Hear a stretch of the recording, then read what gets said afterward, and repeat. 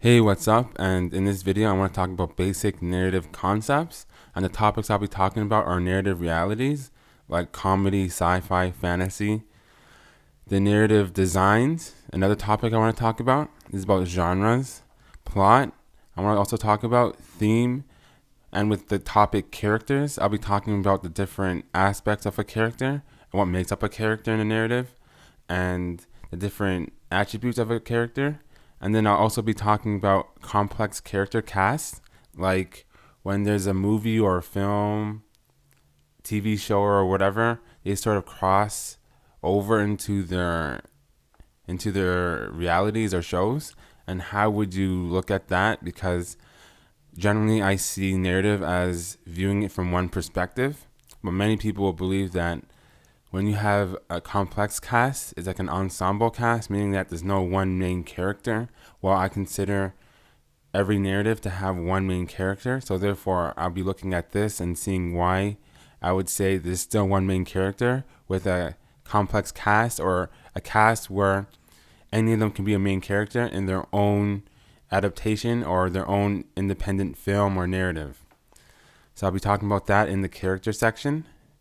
And the last topic I'll be talking about is basic terms, which is like various terms that I find that many people will see differently, or I want to explain that I also see it the way other people see it, but I just want to explain that. So therefore, in that last section, I'll be talking about basic terms, and that'll be it. So if you want to go to that particular section, look in the description for the time code to see what I'm talking about with that particular topic. Otherwise, enjoy.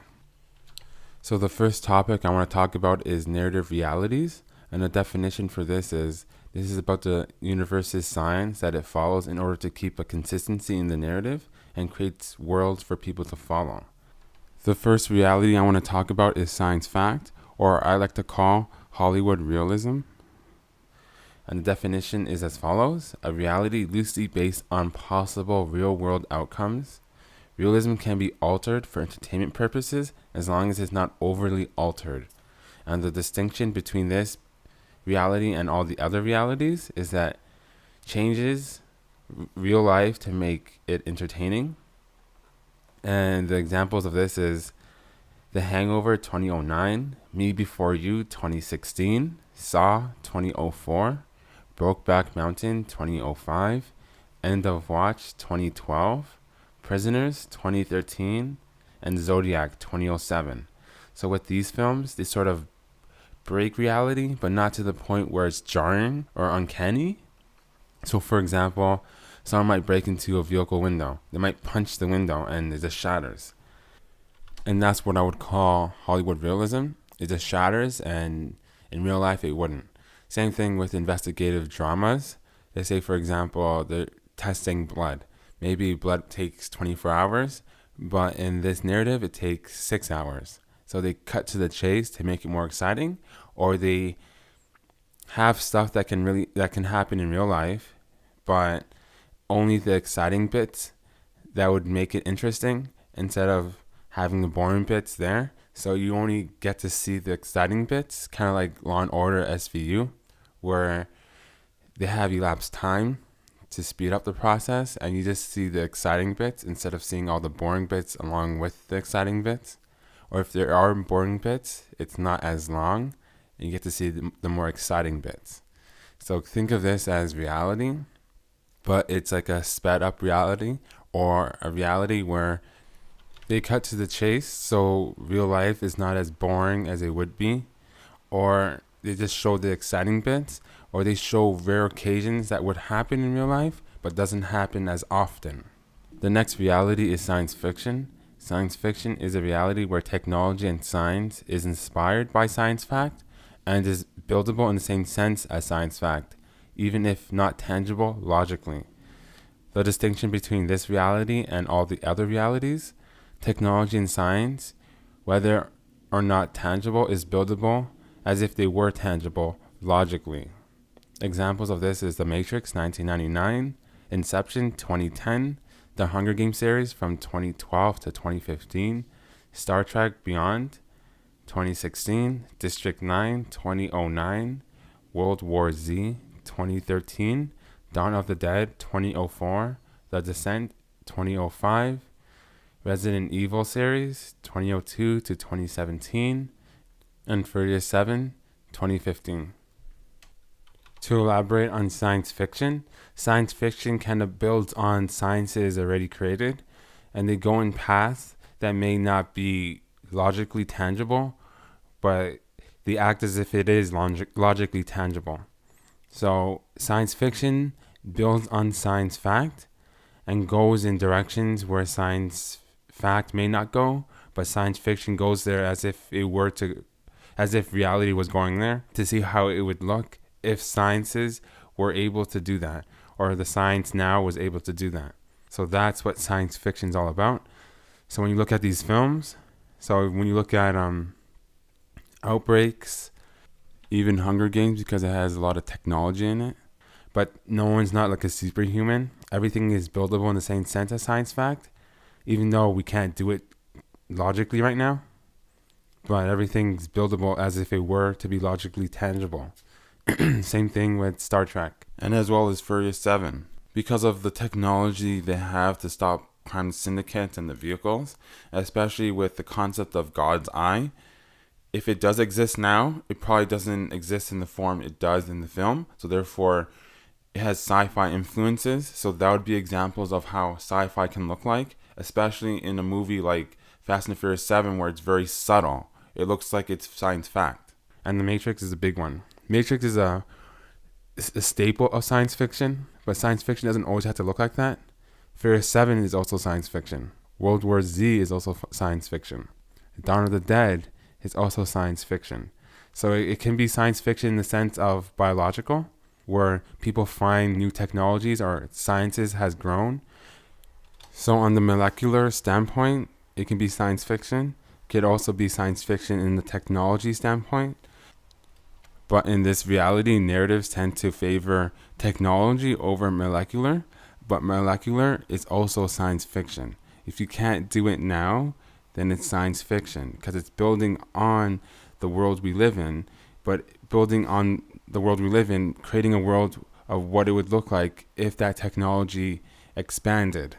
So if someone can cure cancer, and they figure out how to cure the cancer, that's science fiction, because we can't do it now. So they created a world where we cured cancer. So that would be science fiction.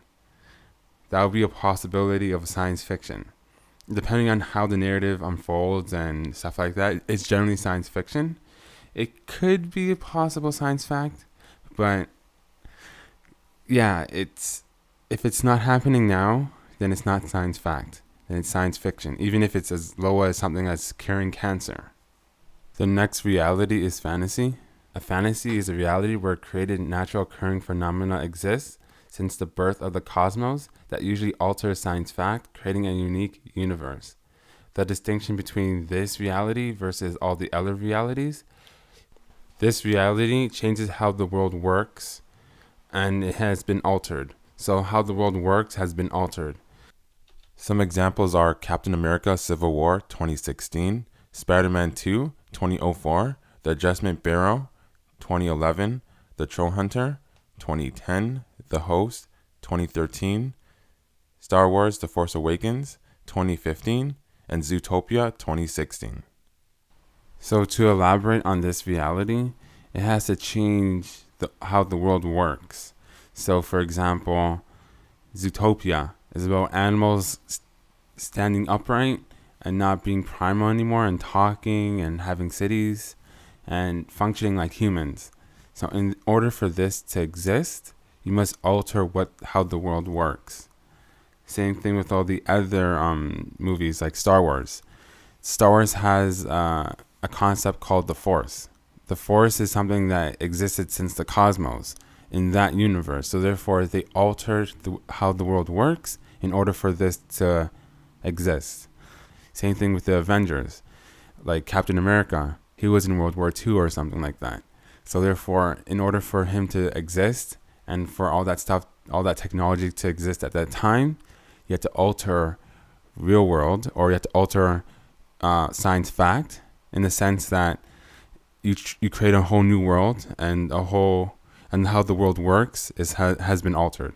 And this is fantasy. Fantasy is about creating new worlds or altering the world we live in as if that never existed and starting all over again with new sciences and natural occurring phenomena in that world. So the forest is a natural occurring phenomena. Or in Zootopia, animals starting to stand up and talk, and that's a natural occurring phenomena in that universe. So all these movies I mentioned are about natural occurring phenomena that happens in that world or universe, but it changes or alters science fact in order for that to exist. So that would be the definition of fantasy, or me explaining fantasy, or how something becomes a fantasy narrative.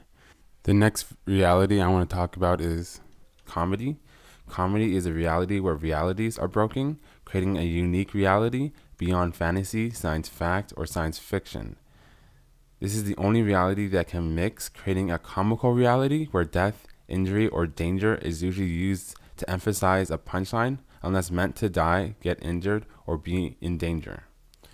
The distinction between this reality and all the other realities, death, injury, or danger, is used to emphasize a punchline. Examples of this is the SpongeBob movie, Sponge Out of Water, 2015, Sausage Party, 2016, Dodgeball, A True Underdog Story, 2004, Scary Movie, 2002, Land of the Lost, 2009, and Hancock, 2008.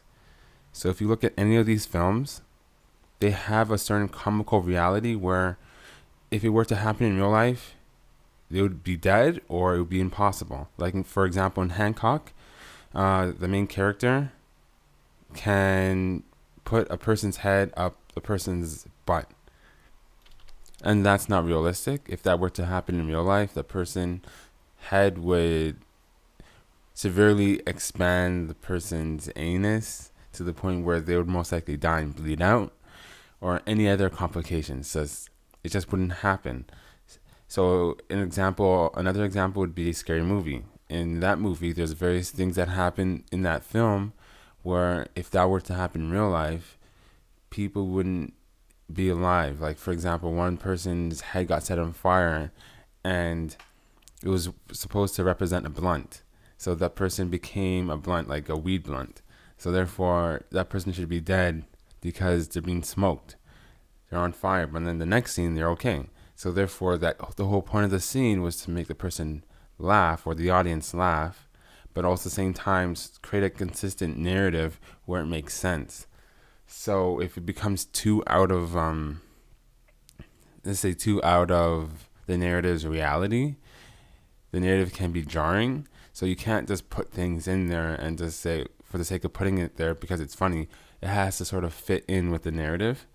So with these kind of films, it can be hard to review, but these films do have a consistency. It's just that they break all the other consistencies, creating a unique consistency, which is the comedy reality. So if you watch any of these films that I mentioned, you understand what the comedy reality is and where it goes and how it's created and what it can look like. So comedy is about having danger, injury, or death comical. Science fact is about having loosely based off of real world concepts to make it more entertaining. Science fiction is about creating sciences or expanding sciences in directions that may not be tangible, but acting as if it was tangible logically. And then fantasy is about changing how the world works.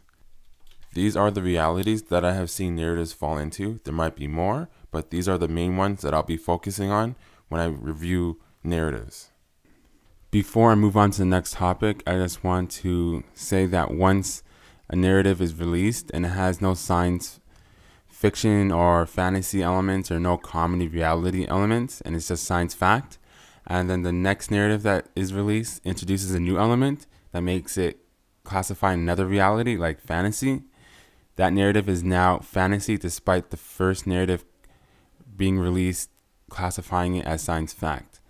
So and once that happens, it stays as fantasy and it cannot revert back. So if the next narrative, the third narrative, only introduces the same elements as the first narrative, only making it science fact. But since the second narrative introduced fantasy elements, that narrative is also still in fantasy. It's a fantasy reality despite that. So you cannot revert back once something is established, classifying it in the reality. So I just want to make sure that's clear. So when something has a comedy reality, it stays there forever. But if something came out and it was classified as science fiction, and then all of a sudden magic is introduced in the next narrative, then it's automatically fantasy, despite having all the science fiction elements in it. It's now fantasy, despite all that.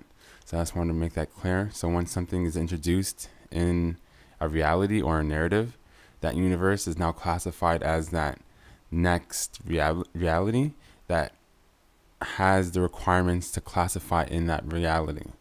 So that's what I want to make clear before moving on to the next topic. The next topic I want to talk about is narrative story designs or genres. So there'll be 3 subtopics correlating to this topic, which is basic narrative rules and exceptions, core subgenre overview, and core genre overview. So the first thing I'll talk about is basic narrative rules and exceptions. So now with the rules with narratives, and the first rule is the storyline is what gets the audience's attention. The experience, either the cinematography or storytelling, keeps the audiences interested, i.e. engaged. So this is basically saying that when telling the story, it's more about the experience or the cinematography, depending on what form of media the narrative takes hold. The storytelling is what captivates everyone. So the second one is desensitizing neutralizes the excitement.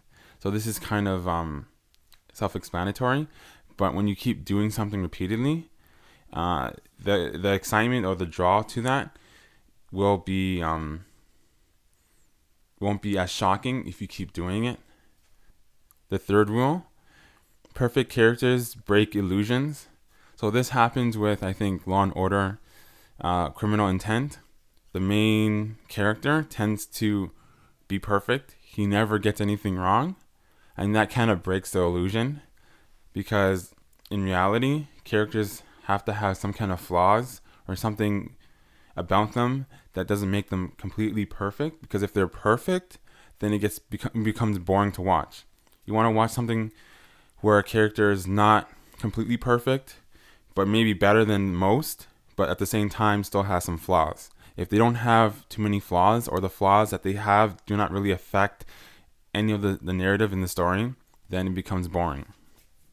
The fourth rule is the audience's investment in characters happens with multiple narratives of the same character. This ideology is coming from a conversation. So this just means that usually a first iteration of a narrative, most people will not be attached to the character or invest in the character until they see the character multiple times. So think of this as a TV show. When you see Spider-Man season 1, you start to know the character more, and you see Spider-Man season 2. Then you get to know the character even more, and you get to see how they act or react to certain situations. And when that happens, you get more invested.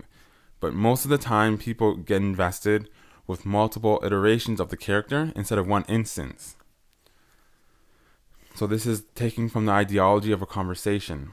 The more you talk to someone, the better you get to know them, and the more you get attached to the person. Same thing with narratives. So the more you see the narrative, or the more you see the character in a narrative, the more you can understand the character, and the more you can see what the character does and doesn't do. And then you get to understand the character, and you get to like the character or dislike the character for whatever reason why. So this is the ideology of a conversation. So the last one I have here is anything shown repeatedly, action related, shows character abilities, then boring the audience. This is the ideology of sports. So usually when you see a character performing action, usually their abilities, that's more about like watching a sport event. So that when you keep seeing them doing their abilities, that doesn't really get boring to the audience, because it's like a sporting event. So it's like watching soccer every Saturday. They're doing the same thing over and over again, but you're watching their performance and seeing how they perform every week. So when you see that, it's like more of it's taking the ideology of a sporting event.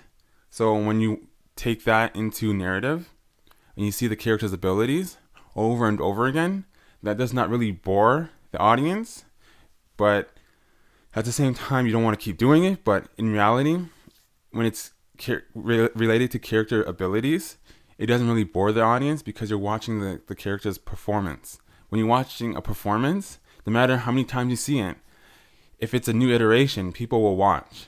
And that's the same thing with narrative.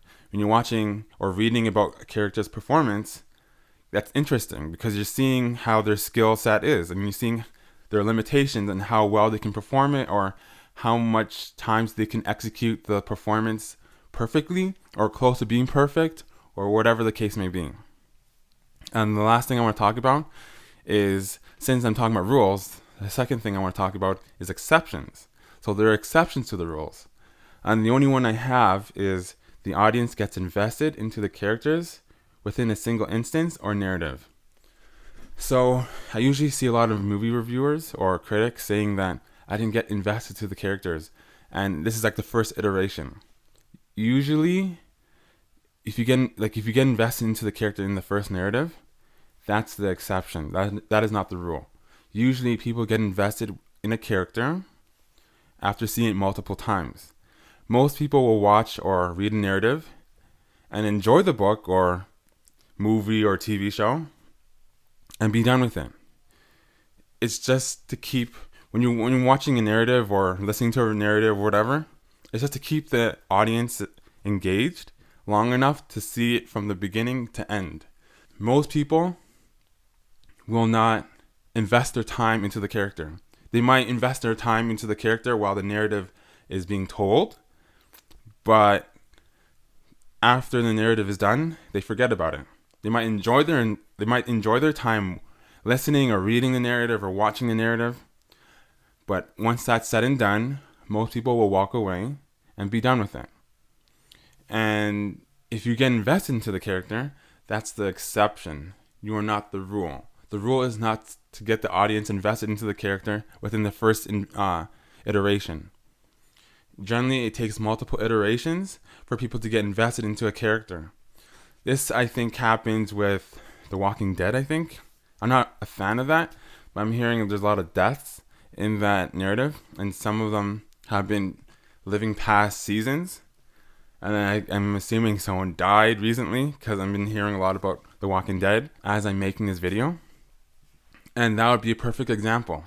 When someone sees a character living past all these events and going through the next season, and next season, and next season, and then once they finally pass or die or somehow something happens to them, the characters have been invested. Like, the audience has been invested into the characters because they've seen the character grow and see in multiple iterations. So if it just happened in the first narrative, some people might be engaged, some people might be like heartbroken by the character, but the vast majority will not be invested into the character. They're just there to be amazed by the storytelling. So people just usually see narrative and they just want to enjoy it for the time being, and then they forget about it. But if they keep watching the narrative, then they slowly become invested, and that is the rule. So that's what I want to explain. And then I'll go on to the next topic, which is the core subgenre overview. So with the core subgenre overview, I'll be talking about thriller, psychological, and suspense.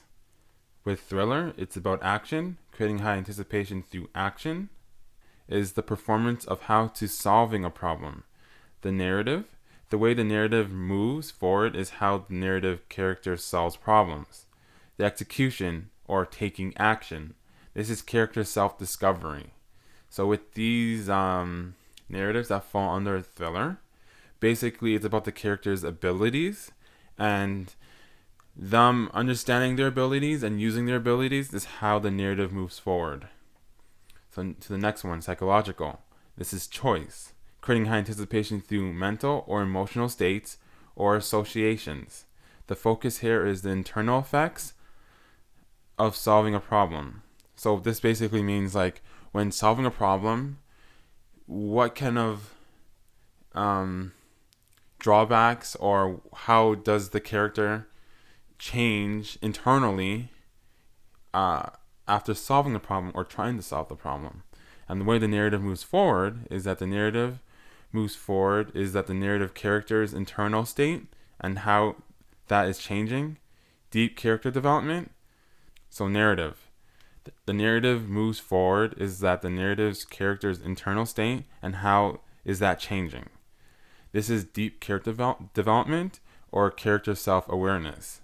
And there are two subcategories to the psychological. There's cathartic or yang, or this is about the emotions. This is like it's the catharsis or like the way an event can have a positive effect. And then the opposite would be horror, yang, or state. So I'll go further into this, but state is the main focus of this narrative, of the horror or the yang, and the cathartic or yang emotion is the focal point. So with yang or cathartic, creating a high anticipation through functions or emotion. The focus here is that potential experiences to most desired wants, free association. So I'm emphasizing association here is because usually when you go through life, you create associations to things, whether it's positive or negative. So with free association, it's like having no limitations to what kind of association that character can have. So narrative, the way the narrative moves forward is that the narrative characters may have potentially found happiness. So this is the focal point of the cathartic psychological narrative, is that they may have found happiness or they may have found a deep desired want in this narrative. And then the opposite of this would be horror, the yin, or this is focusing on state. So creating a high anticipation through conflicts between maintaining structure, integrity, and or suppressing impaired mental state. And the focus here is that potential traumatic experiences, and in brackets it's structure. So maintaining who you are, basically, this is the main focal point of the narrative, because now you're potentially creating a negative association. And when you create a negative association to something, that changes a character. So I have a little bit more with the horror than I do with the cathartic. So with the audience attention, usually allows the audience to know everything, creating a high anticipation for the audience, knowing full well where the threats are currently placed.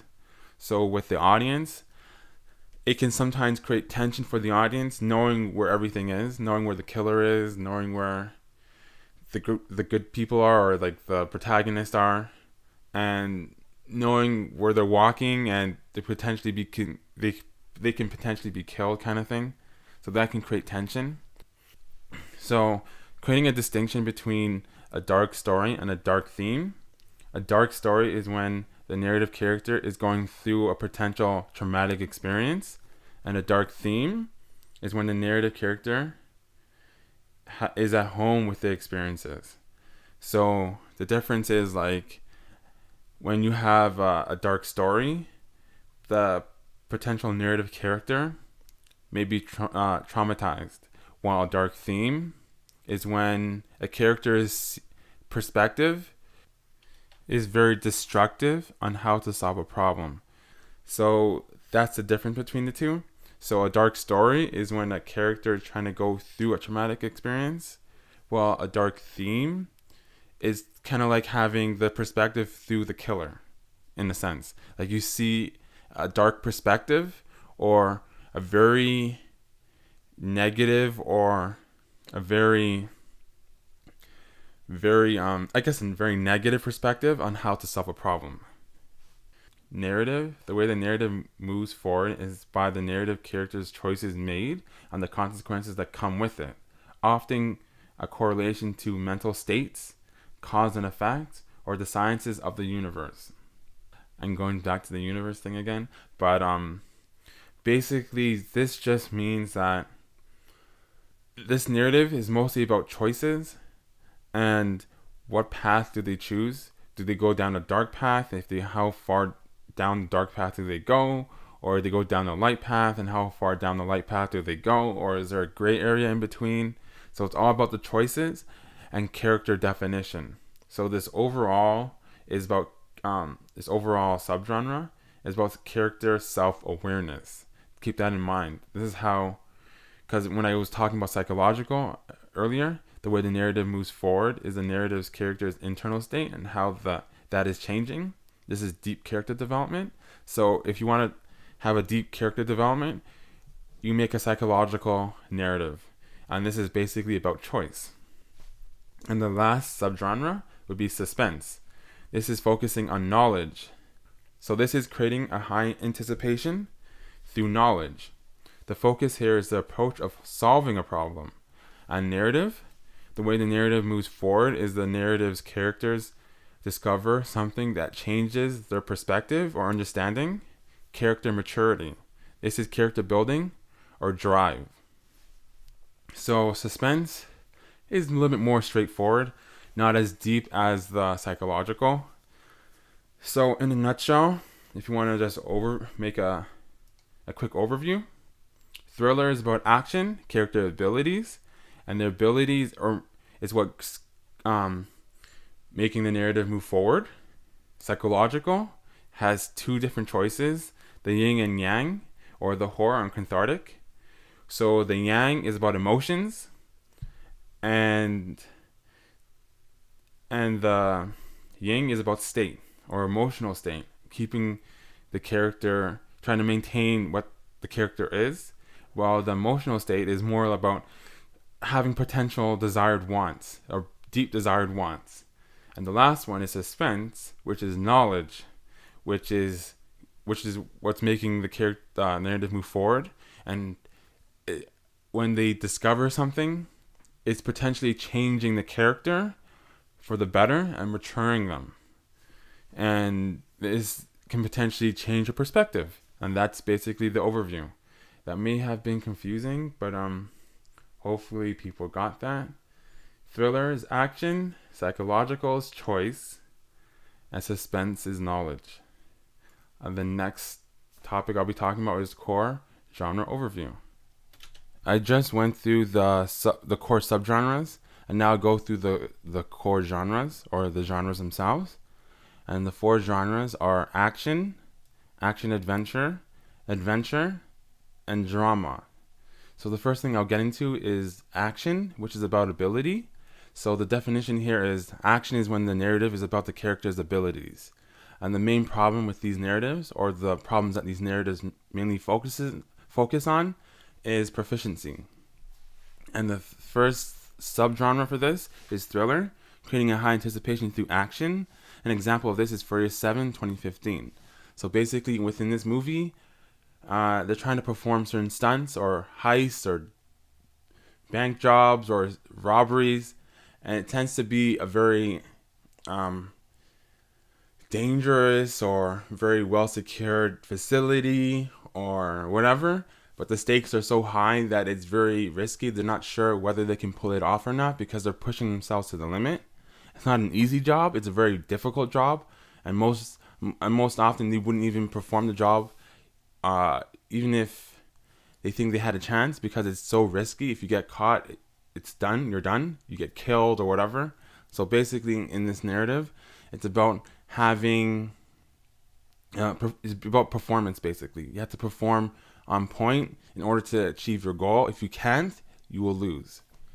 And whatever you lose, you may, depending on the rating, you may lose your life, you may lose like the game, depending on what it is. It doesn't have to be about a movie or narrative about guns and violence. It could be a racing movie, it could be anything, but it has to focus on the performance, their abilities. The second one here is psychological, and creating a high anticipation through mental or emotional states and or associations. And then I have the two subgenres associated with this, the cathartic, or the emotions, or the yang. This is creating a high anticipation through functions or emotions. Example of this is Spider-Man 2, 2004. And then the parallel opposite to this is the horror, the yin, or the state, creating a high anticipation through conflicts between maintaining structure, integrity, and or suppressing impaired mental state. An example of this is Resident Evil series 2002 to 2017. So the main thing I want to focus here is on that this genre is about ability. So this creates a narrative dynamic where the focal point is generally about someone who is fairly above average or has some kind of ability to progress through the narrative beyond the norm. So like to say there's like a population of 15. Out of the 15, there's probably 2 or 3 that are amazing. So the movie will be about the 2 or 3 people in that population that are amazing, and that's what they're focusing on. So it's about their ability. So therefore, when you talk about the horror, if someone has, let's say, above average ability to like maybe kill people, then the horror aspect of the psychological will not be so strong because it's more action than horror, because it's about the character's ability. So therefore, they have the ability to pretty much withstand anything. They probably have a limitation, but for the most part, they can withstand what most people cannot. So therefore, that's why the horror aspect is not that high, but it's still considered horror because of the concepts and the association they have with Resident Evil, for example, with zombies. Zombies is a horror aspect, is a horror element. But since Resident Evil is in the action genre, it's about the character's abilities. So therefore, their abilities is slightly above average. So therefore, zombies is not too much of a threat. They can still be a threat, but they're a threat in a different way. So you have to keep in mind it's about abilities. And same thing with Spider-Man.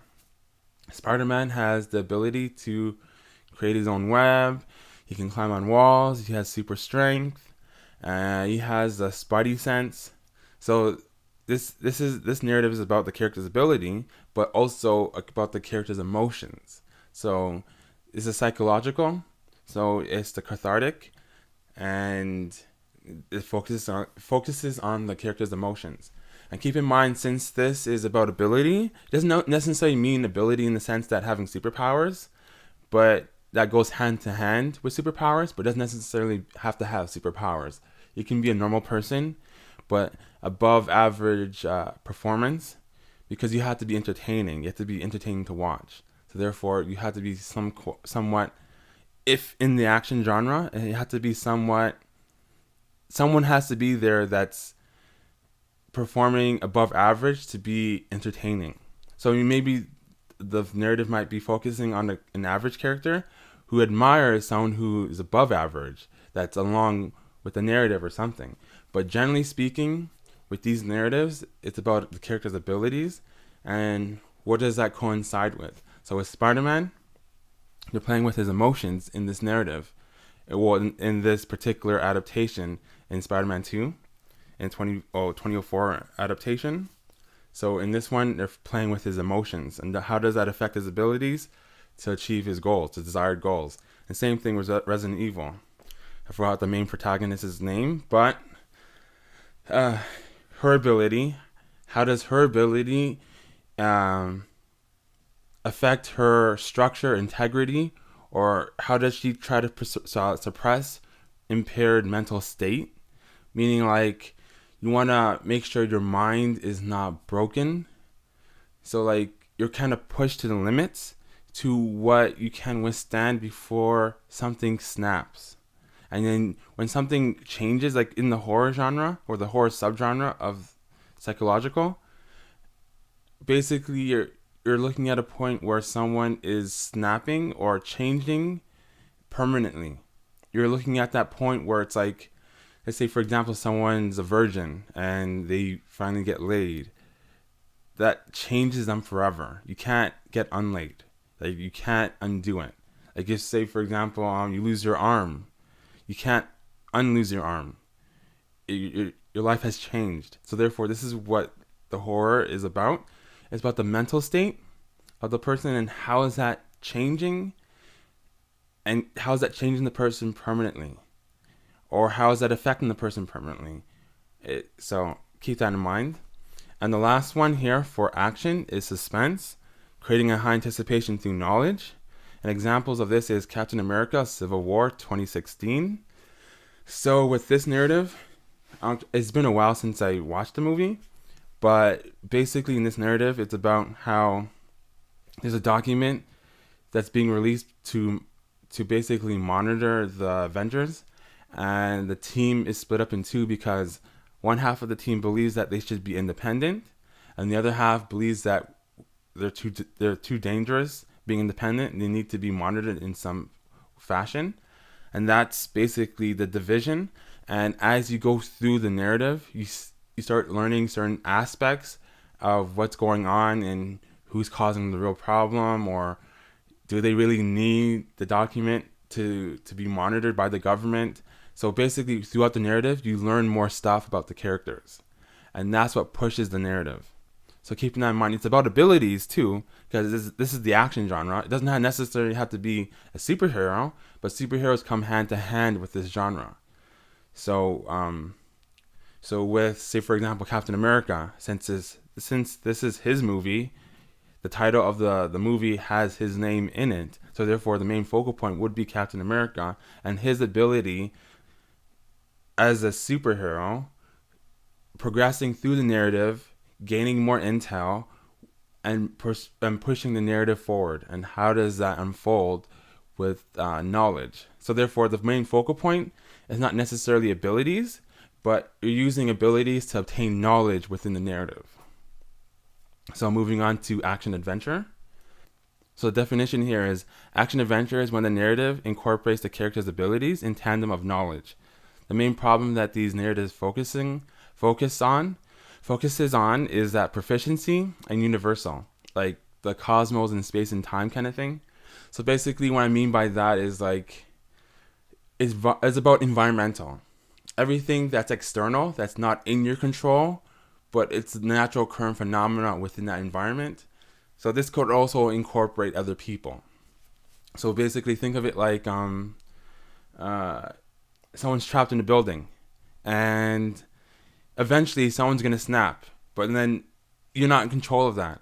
Or like the fact that you're trapped in the building in itself or in a room is not under your control, or maybe there's a natural disaster and it's all external. It's the stuff that you cannot control, and then ability is what you're able to do. And this doesn't necessarily mean having superpowers. It can mean that, but not necessarily means that. So the first subgenre I'll be talking about is thriller, creating a high anticipation through action. Example of this is Source Code 2011 and Edge of Tomorrow 2014. So with Source Code, from my memory, this certain individual is picked for a program that's in beta phase. Basically, they haven't really made it official that it's gonna go forward with what they want to do with it. And this particular person is chosen because he's the only one that seems to be compatible with the device. So therefore, he goes in someone else's mind or something like that, and he replays the last moments of someone's death. And basically, he's trying to look for clues in order to find out what caused like the explosion. And he's not really going back in time. He's just reliving the person's last few minutes, like 5-10 minutes. I'm not sure how long it is, but you're reliving the last person's last minutes before death. And it's a train that exploded or something by some kind of terrorist, and you're trying to figure out clues. The person's trying to figure out clues to who did this terrorism attack. And this particular person's chosen, and he's the only one that's compatible with the program so far.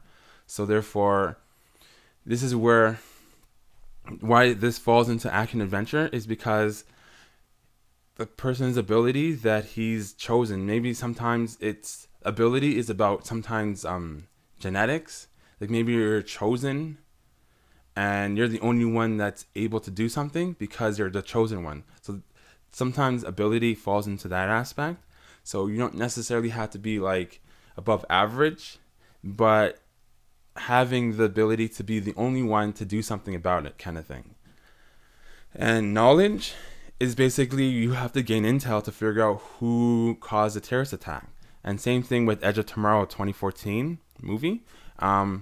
Basically, from my memory, don't quote me, from my memory, I think Tom Cruise kills an alien on a beach, and then he somehow gets that alien's power to reverse time. So he relives the day every time he dies. And that's I think the catchphrase of the trailer.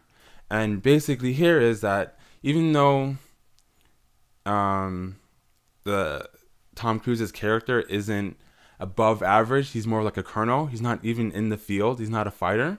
He was pushed into that field, and then he got chosen by random, by luck, basically. And now he's the only one that can save humankind or the human species because he's the only one with the ability to reverse back time. And throughout the narrative, you're trying to figure out how can you go through the day and somewhat figure out how to kill these aliens, because these aliens seem to know ahead of time what's going on because they had this ability. But now Tom Cruise has taken the ability, so therefore now you're trying to figure out how do you kill these intruders. And that's basically how action adventure falls into how I guess Edge of Tomorrow falls into action adventure. So because the action part or the ability part is him being chosen to reverse time, and the knowledge part is about trying to obtain or acquire intel to defeat the enemy.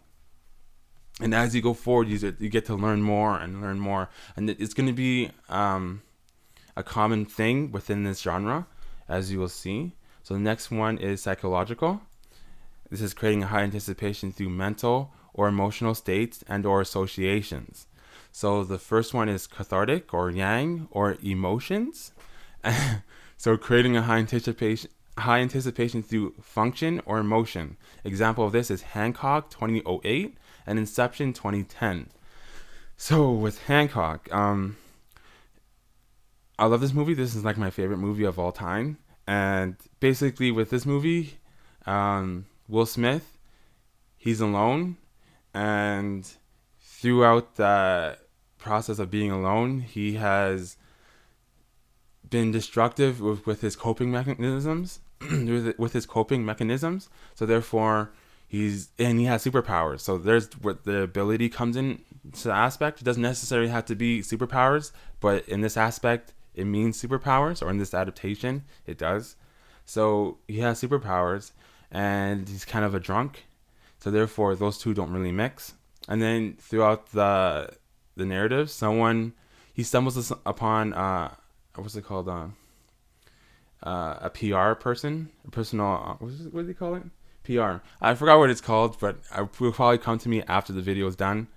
But he stumbles upon a PR person, public relations. There we go, and he sees that Hancock is not necessarily like evil, or he doesn't do this because he just wants to, but it's just a coping mechanism. He sees that he probably doesn't feel well inside. He doesn't feel good.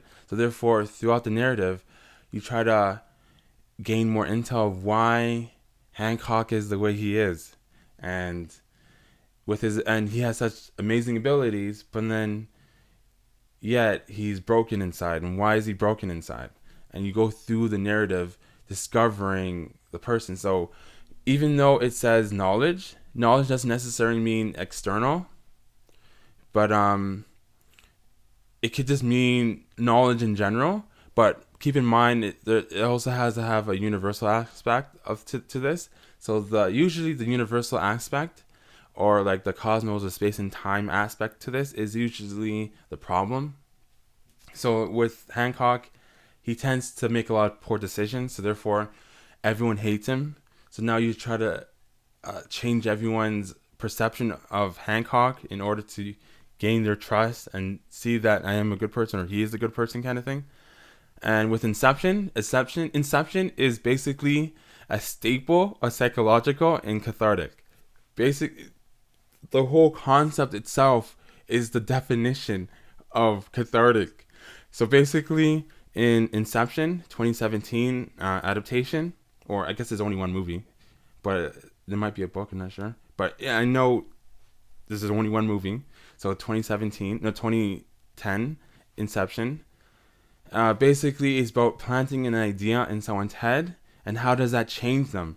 And basically, Inception is about creating almost like you're planting a raw idea in someone's head, making them think that it's their idea. And how does that change a person when you create that idea? And that's association. That's true association right there. They basically took the psychological the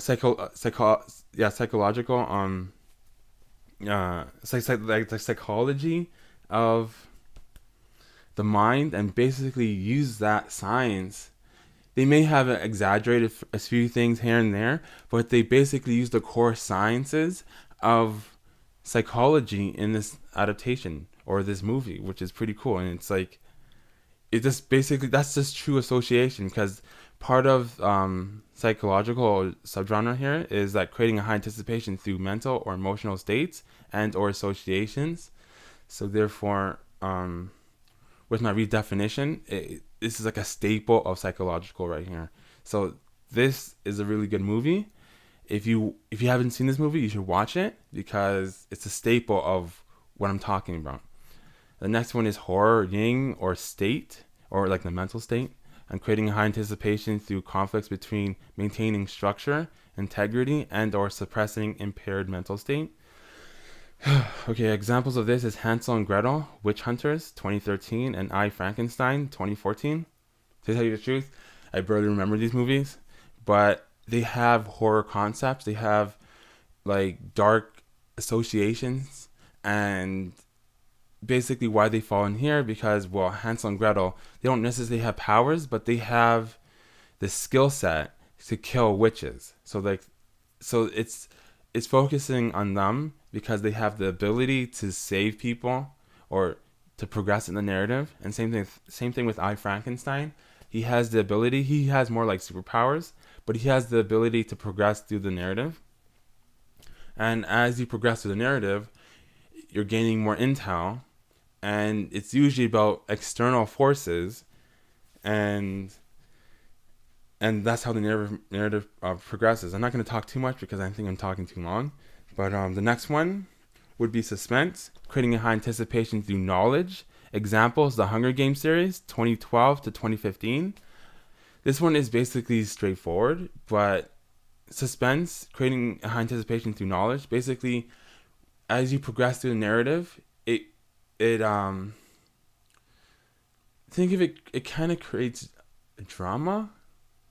But since the characters have abilities, or they have like a skill set that makes them entertaining in the narrative aspect, the drama part is secondary, and then the action part is primary, it's primary, and and everything else is secondary. So think of Suspense as a type of drama, but in an action adventure. So with Kat, I forgot her name. I think it's Kat something. I could be wrong. Don't quote me. I haven't seen this movie in ages, but I know the protagonist that they focus on. As she learns more about the environment and the government and how things work, it creates more drama, and especially in her personal life, as she learns more stuff about people in her personal life and her basically work life, you can say. It creates a lot of drama. So think of Suspense kind of like a drama, but in an action adventure. So in this subgenre, anything with a subgenre suspense, think of it like drama in that genre. So like in action suspense, that would be like a type of drama in the action genre, but it's not so prominent because action takes precedence over the drama. So over to the next one, adventure. This is all about knowledge. And the definition here is adventure is when the narrative is about the character's knowledge. The main focus what the narrative mainly focuses on is universal or universe or like the cosmos and space and time. Again, that's kind of confusing, but that was the only way I can explain it in very few words. But in a sentence, it just means external forces. I guess I could have put external forces. I might change it, but it just means environment. But I wanted to keep in mind that it doesn't necessarily have to be within an immediate environment. It could just be the sciences around the environment. So it could be something that can happen in the far distance and that trickles into the universe. Like it has to be a common universal thing in that environment or that in that adaptation kind of thing. So the first subgenre is creating thriller. Is creating a high anticipation through action. Examples: Sausage Party 2016, In Time 2011, the SpongeBob movie Sponge Out of Water 2015. And with these movies, you're basically creating the narrative is moving forward because particular individuals they don't necessarily have the ability, but they have the motivation. Like for example, in time he just stumbled upon, that's about someone who, this universe itself is altered, so it's a fantasy. Well, no, I guess no. It's a sci-fi. Sorry, I'm confusing with something else. It's a sci-fi. Basically, everyone doesn't live past 25 or something, and on their hand is how long they have to live, and it's usually in minutes.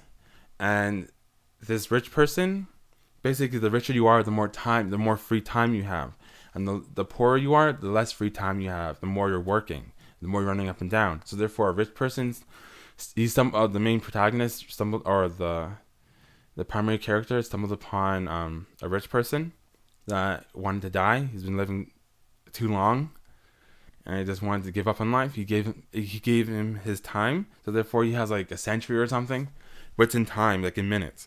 And he stumbles upon it, and he uses that time to give more free time to the poor, so they can have more time to play and hang out with family and stuff like that. So that in itself, he just stumbled upon something, and he has the ability to do something about it. And since this is about knowledge, like this character doesn't have, like, he's not too strong. Like he does have the ability to do something about it because of the time, but at the same time, no pun intended, the narrative progresses through knowledge. Like as you gain intel with the knowledge, as you gain intel, or as you progress in the narrative, understanding the world or the environment, that's how the narrative moves forward. But when you're focusing on him, he has the drive to do so, and most people are not like that. And same thing with Sausage Party. This is a comedy reality, so this one can be a little bit wonky when you look at it. But the Sausage Party movie, like the sausage itself, doesn't have any amazing abilities. It's kind of like Toy Story, but with food. But it's just gaining knowledge throughout the narrative to progress. And like they don't necessarily have any abilities, but they have the motivation. This is where adventure tends to be more realistic. Like realistic in the sense of like it's grounded in a world where everyone's the same, and there's no outstanding person kind of thing. Like there's no, like for example in Avengers cannot really have adventure, or they could, but the powers would have to be toned down considerably, or everyone would have to have the same powers. You would have to somehow desensitize their abilities.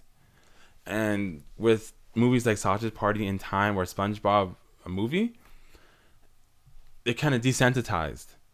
I think with SpongeBob movie though, uh, um, I think they gain powers, but it's a fantasy and it's a comedy, and it's more about the knowledge than obtaining powers. So I think that's why I put it here.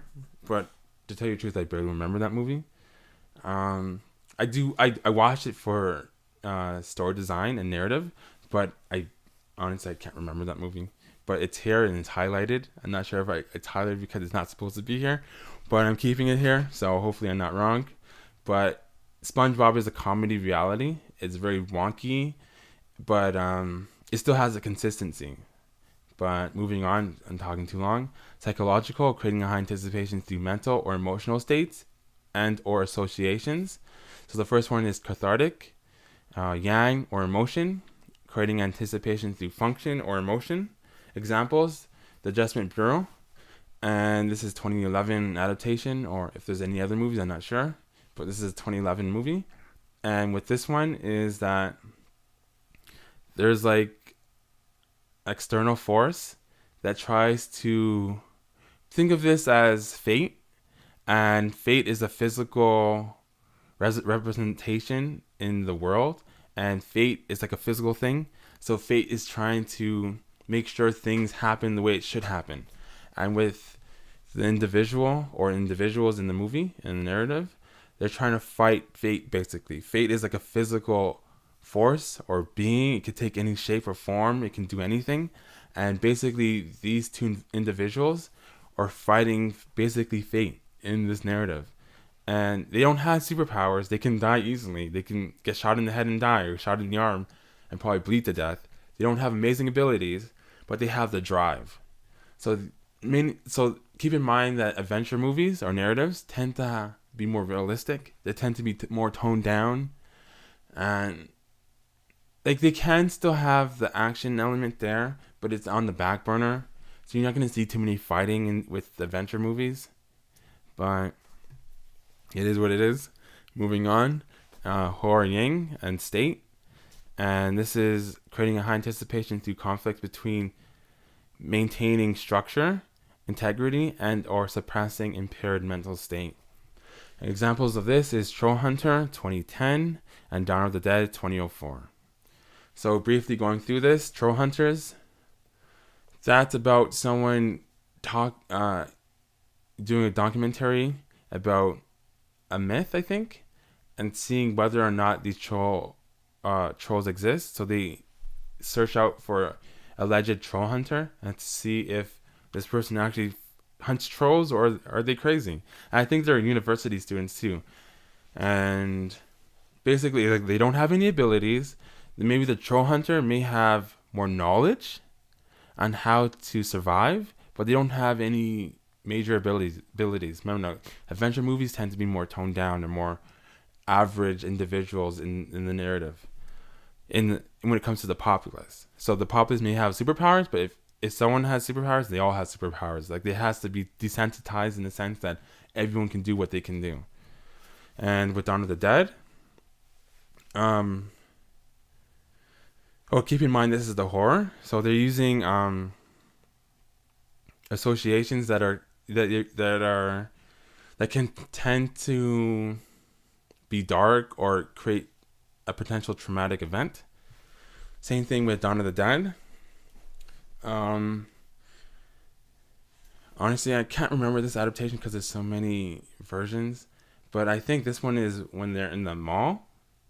I could be wrong, but basically keep in mind, like, as you're going down the genre list, you're getting more realistic. You're getting more closer to what the psychological and suspense will be like. So with Dawn of the Dead, it's not too much horror because it's more about the knowledge. So it's not about the choices. Like, the choices take a back burner but it's more about the knowledge, like obtaining information about the environment or whatnot to progress through the narrative. And that's what's happening here. So like it still can be traumatic, like maintaining structure, integrity, and or suppressing impaired mental state. But keep in mind that it's about knowledge before choices. And I'll talk about this later on of why choices makes it more of a horror than anything else. But the next subgenre I want to talk about is creating a high anticipation through knowledge. Examples: The Hangover, 2009. So basically, The Hangover is basically like Dude, Where's My Car, but a more mature version of it. So basically, they get drunk, and someone's supposed to get married. I think this is the first one, yeah. Someone's supposed to get married, he's missing, and they wake up, and they can't remember anything. And they try to piece together what happened the night before. And as they piece together, they're gaining more information. So, and that's how that narrative progresses. So all these narratives progress in the same fashion, but they have a different back burner side content, I guess. Like the primary focus is knowledge, and then with thriller, for example, it's about a person's abilities, like their motivation, like their skill set. And then psychological, it's about knowledge still, but then it's about the emotions. For example, the cathartic is about emotions. How are their emotions playing in the narrative, and how is that pushing the narrative forward in obtaining knowledge? Same thing with horror. How is their state or mental state pushing the narrative forward to obtain knowledge? And with suspense is knowledge in itself. So therefore, suspense and adventure coincide together like butter and jam, I guess. I don't know. But it's the same. So like knowledge and knowledge. So therefore, it coincides with this genre. So suspense is best with adventure.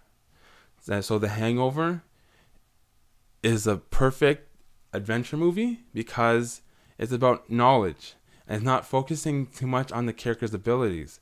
So this is where it's the most humane or the most level or the most neutral characters in the narrative, because it's all about how they gain intel. It's just an average person doing an average job or whatever the narrative may be, gaining information. Moving on. The last one is drama. And drama is about choices. So the definition here is drama is when the narrative is about the character's decisions and consequences, causality, cause and effect. And the main problems that these narrative focuses on is that psychological, mind, and or manipulation, the narrative's character's psyche. And the first subgenre I'll be talking about is creating a high anticipation through action. Examples: Twilight Saga, 2009 to 2012. With this movie, I watched them all, and the Twilight Saga, like, yes, they have abilities, but since this is a thriller and this is about a person's actions, and so how do I explain this? So basically, even though they have abilities, the main focal point of the genre is about choices. So even though they have abilities, they're not running up and down like the Avengers. They're trying to hide their abilities. They're masking it. In Twilight Saga, no one doesn't know there's vampires that exist. No one doesn't know that werewolves exist. They're keeping it as a secret. They still use their abilities when they can, but they don't do it out in the open. So their abilities help gain intel, or not help gain intel, sorry.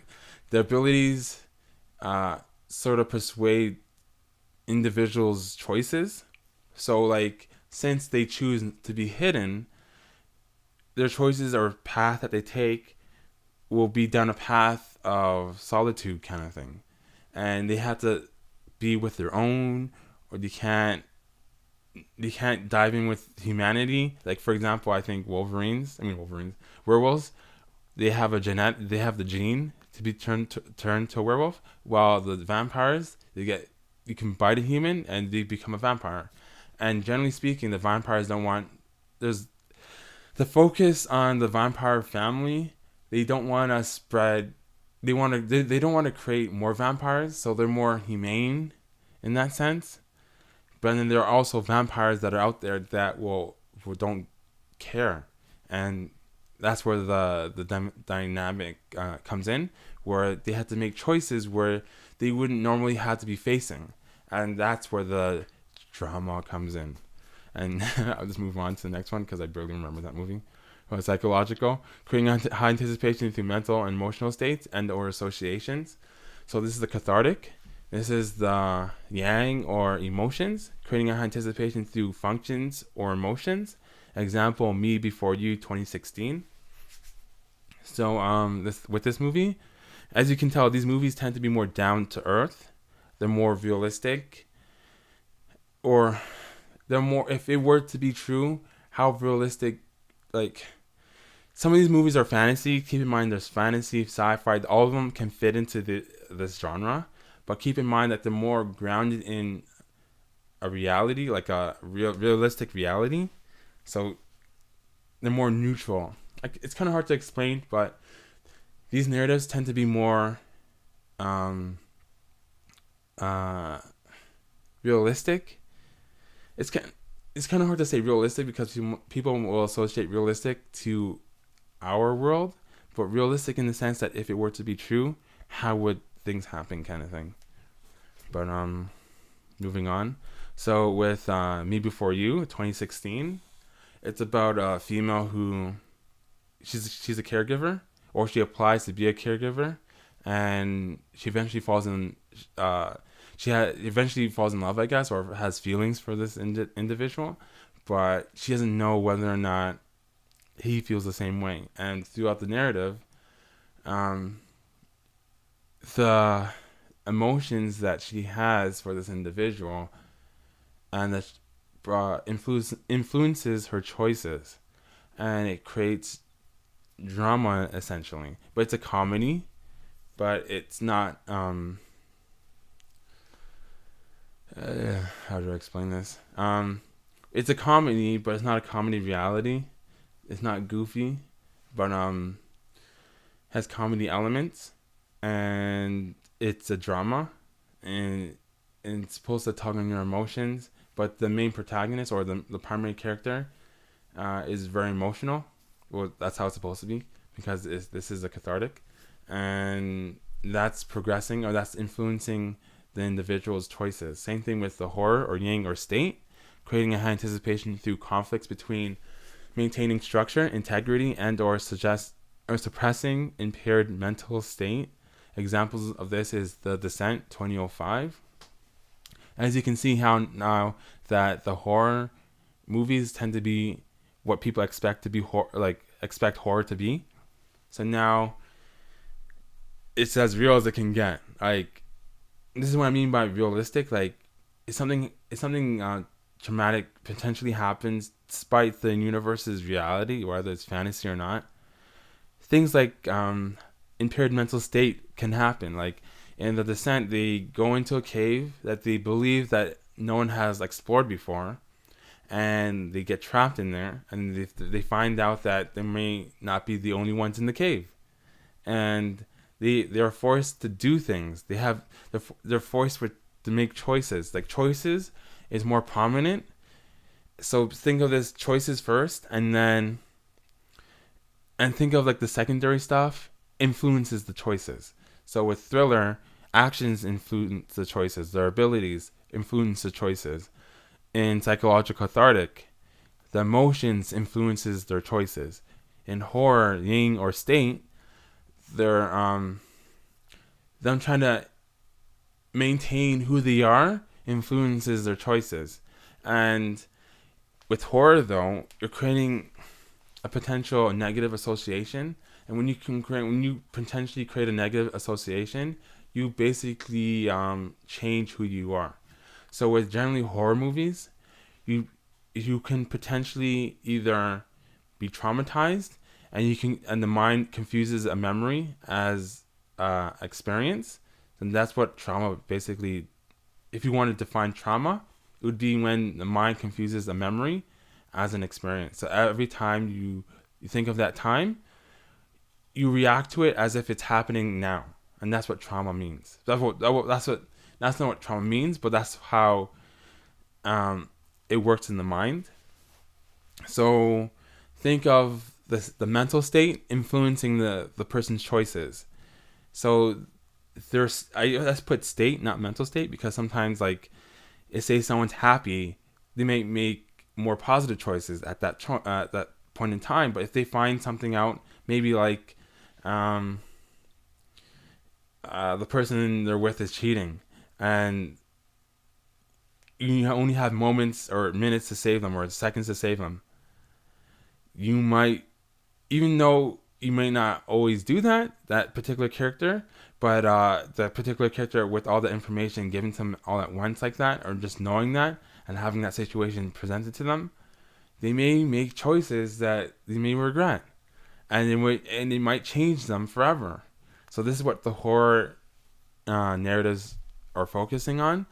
They're focusing on that moment when someone can potentially change how they think forever. Think of it like Inception, how they try to implant an idea in a person's head. But think of that as association. When you attach an experience to something, say someone who's racist, he may have not been racist before, but then they got robbed by a whole bunch of black guys, and all of a sudden they create a negative association to that, and that ultimately changes who the person is forever, because now they had such a negative experience. They created a negative association. When you create associations to something, it's like it's how you identify something. So like when you see I don't know, like the color green on a gaming console, you might associate that to an Xbox. Like when you see I don't know, I can't think right now, but generally speaking, we all create associations to things, and depending on how strong that association is, that will influence our choices in life. And that's basically what I'm trying to get at here. That horror is basically at that moment in time. It's like what do they call it in psychology? Critical periods in a child's life. Think of this like critical periods, but throughout a person's life. So like, for example, in critical periods in psychology, if say, for example, a child is not socialized, like you can't talk to a child throughout the growing process, they can not learn how to speak because they were not taught that at that critical period. So a critical period means that you must teach something to a human being for in that point in time. This is maybe like 2 to 3. You must teach them how to speak, or you must socialize with them. If you don't do that, you miss that period of when they're able to learn something. So think of it like that. It's not exactly critical periods, but it's the same effect that a critical period has on an individual with the horror genre. Or that's what the horror genre is trying to represent. What the critical period can do to a human being if mistreated. I'll just move on. That might be confusing. But the last one is suspense, creating a high anticipation through knowledge. And examples of this is The Host 2013. The Host 2013. Because I'm doing this video in pieces, I started doing this video when I watched these movies recently. Now I'm going back into this, and then like I can't remember this movie. But I think this movie is not about the fish. I think this one's about a female who has like a alien implanted in her brain or something, or an alien's trying to take over her body, but then not trying to take over her body, but there's a species that's taking over the human populace. Think of it like body snatchers, but more suppressed, not so traumatic. And basically, this particular host inside this human being can speak to the human, basically, and eventually the host is supposed to take over the human being, But this particular host, I think, grew attached to the human. So as they gain more knowledge about each other and the environment, and like how the mental state of the person is, basically, they make choices based off of that. And this particular host made a choice not to basically kill this human. And what kind of consequences does that have? Like having two minds in one body. How does that work? How do you progress through the well, you progress through the narrative using knowledge, obtaining information, but how does the choices influence that? Like, how do you make choices if there's two minds in one body? You have to compromise. And how do you compromise? And plus, when you're compromising, you're still experiencing that what the other mind is doing when they're taking over, and you can't do nothing about it.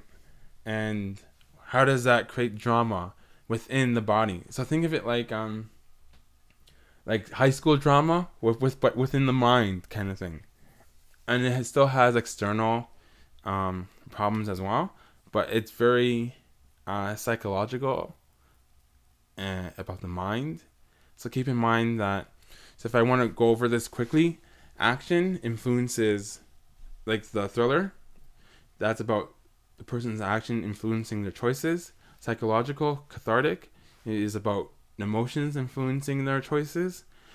The drama, psychological horror, the mental state influences their choices. And the suspense, the knowledge that they obtain or the knowledge that they learn throughout this awkward living process where they have two minds in one body, influences their choices. And you basically learn more about the individual when you see the choices they make and why they make the choices they made. And keep in mind, these are more realistic narratives. The last thing I want to mention is that some of the subgenres have been redefined because I didn't think that they articulated the true meaning I wanted them to convey. So I think some of the action and the horror and stuff like that was all changed up, and psychological became a top tier to two subgenres, which is the cathartic and the horror. So keep in mind that I slightly changed my definitions from my last video. Considering how long this video is, I'll make this a part 1, and the next one will be a part 2. And so that'll be it for this video, and look forward for part 2.